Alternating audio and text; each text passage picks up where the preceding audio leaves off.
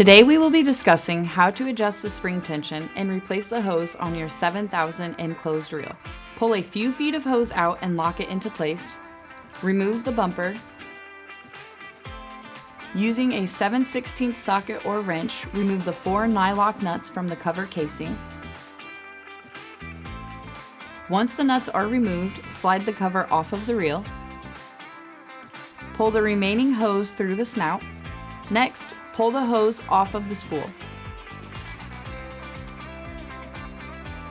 Once the hose is off of the spool, using a 1-inch open end wrench and a 7/8 open end wrench, remove the hose from the swivel. Then, remove the U-bolt using a 7/16 socket or wrench.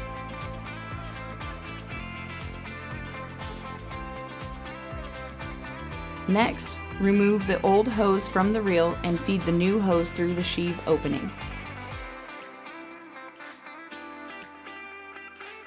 Using a 1-inch open end wrench and a 7/8 open end wrench, thread the new hose into the swivel and tighten it.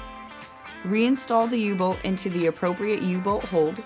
Tighten down U-bolt snugly, but do not over-tighten to restrict flow or damage the hose. Reference sticker on the front of the cover for U-bolt location. Then load the hose onto the spool. Before putting the cover back on, adjust the tension to desired pull force by adding or removing wraps of the hose.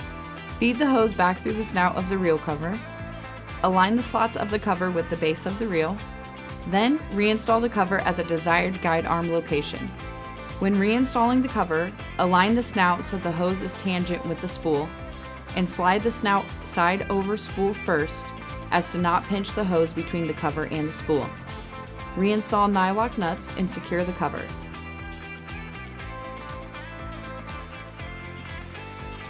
Thank you for your support and joining us today at Reelcraft.